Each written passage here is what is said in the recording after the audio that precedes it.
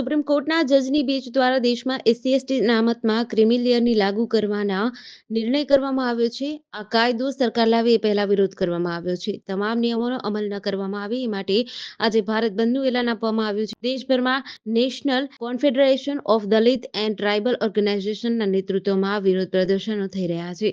ભારત બંધના એલાનમાં ગુજરાતના અમદાવાદ, વડોદરા, સુરત, સુરેન્દ્રનગર, પાટણ, ભાવનગર, નર્મદા, છોટાઉદેપુર, નવસારી, દાહોદ, પંચમહાલ, વલસાડ, બનાસકાંઠા, સાબરકાંઠા, અરવલ્લી સહિતના જિલ્લાઓ જોડાયા છે, જેમાં વિપક્ષ પણ સામેલ છે. સાબરકાંઠાનું વિજયનગર, ઈડર અને અરવલ્લીનું ભિલોડા, શામળાજી સ્વયંભૂ બંધ જોવા મળ્યું હતું, જ્યારે એસસી/એસટી સમાજની વસ્તી ધરાવતા નર્મદા, પંચમહાલ, છોટાઉદેપુર, વલસાડ, દાહોદ, નવસારી, ડાંગ, બનાસકાંઠા સહિતના અન્ય જિલ્લામાં ક્યાંક બજારો ખુલી છે તો ક્યાંક બજારો બંધ જોવા મળી રહી છે.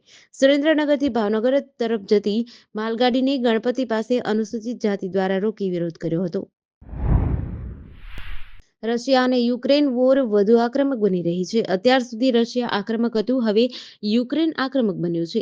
રશિયાના છેવાડાના વિસ્તાર પર યુક્રેને કબજો જમાવી લીધો છે અને સતત મિસાઇલ હુમલા કરીને નદી પરના 3 પુલ પણ તોડ્યા છે. અગાઉ 2 મોટા પુલ તોડ્યા હતા, પણ મોદી જ્યારે પોલેન્ડ અને યુક્રેન પ્રવાસે જવા રવાના થયા છે, ત્યારે યુક્રેને રશિયા પર સતત મિસાઇલ મારો ચાલુ રાખ્યો છે. વડાપ્રધાન મોદીએ પોલેન્ડ અને યુક્રેનની મુલાકાત શરૂ કરતા પહેલા આ નિવેદન આપ્યું છે. પીએમ મોદીએ કહ્યું, હું પોલેન્ડ અને યુક્રેનની સત્તાવાર મુલાકાતે જઈ રહ્યો છું. મારી આ મુલાકાત પોલેન્ડ સાથે રાજદ્વારી સંબંધોના 70 વર્ષ પૂર્ણ થવાના અવસર પર થઈ રહી છે.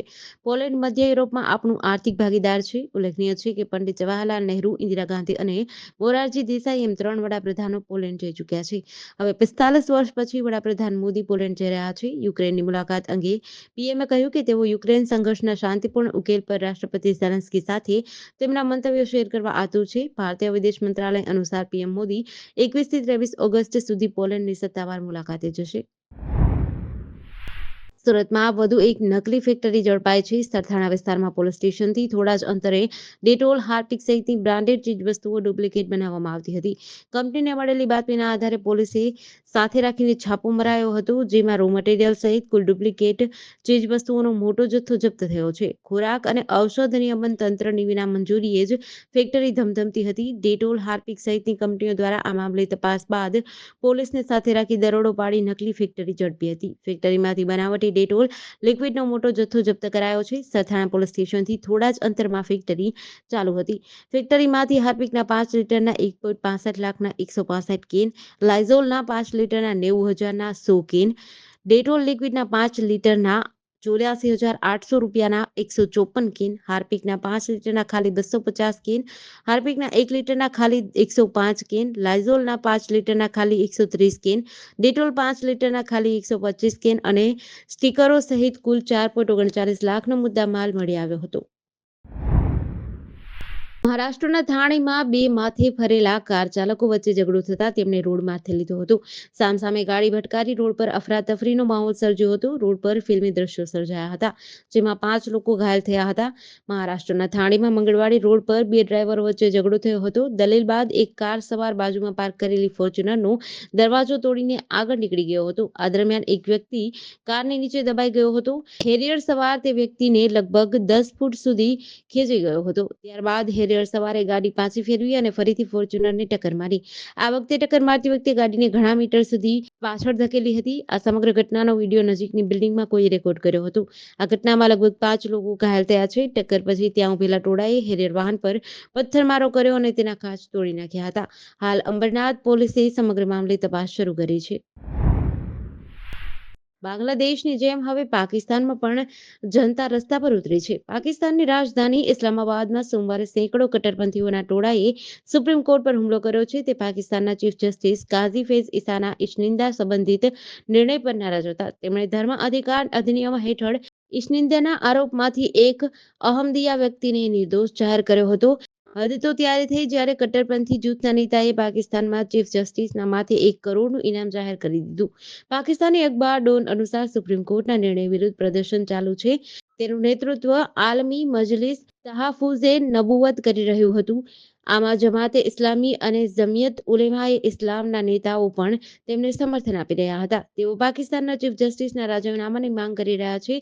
તેમની માંગ છે કે કોર્ટ પોતાનો નિર્ણય પલટી નાખે. હજારો પ્રદર્શનકારીઓએ સુપ્રીમ કોર્ટની બહાર સુરક્ષા કોર્ડન તોડી નાખ્યું. તેઓ બિલ્ડિંગ પાસે પહોંચ્યા હતા. તેમને કોર્ટમાં પ્રવેશતા રોકવા માટે પોલીસે વોટર કેનર, ટીયર ગેસ અને લાઠીચાર્જનો આશરો લીધો હતો.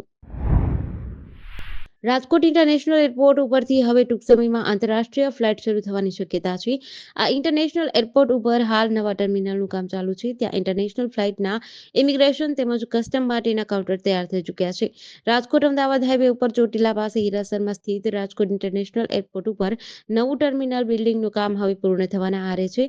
પહેલી ઇન્ટરનેશનલ ફ્લાઇટ દુબઈથી શરૂ થવાની શક્યતા છે, જેનો લાભ રાજકોટ સહિત સૌરાષ્ટ્રવાસીઓને મળતા વિકાસની ગતિ તેજ બનશે. રાજકોટ એરપોર્ટ ઓથોરિટીના જણાવ્યા પ્રમાણે રાજકોટ ઇન્ટરનેશનલ એરપોર્ટ પર ઇન્ટરનેશનલ ડિપાર્ચરમાં ઇમિગ્રેશનના 12 તો અરાઇવલના 16 ટેબલ તૈયાર થઈ ચૂક્યા છે. તે માટે ગૃહ મંત્રાલયને પત્ર લખી દેવામાં આવ્યો છે. આ પત્રમાં રાજકોટ ઇન્ટરનેશનલ એરપોર્ટને ઇમિગ્રેશન ચેકપોસ્ટ તરીકે જાહેર કરવા માટે લખ્યું છે.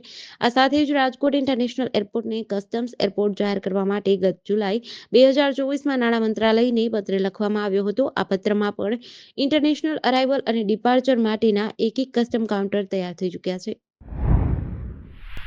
મહારાષ્ટ્રના થાણે જિલ્લાના બદલાપુરની એક ખાનગી શાળામાં 3 અને 4 વર્ષની 2 કેજી બાળકીઓના જાતીય શોષણની ઘટના પ્રકાશમાં આવ્યા બાદ મંગળવારે વિરોધ થયો હતો.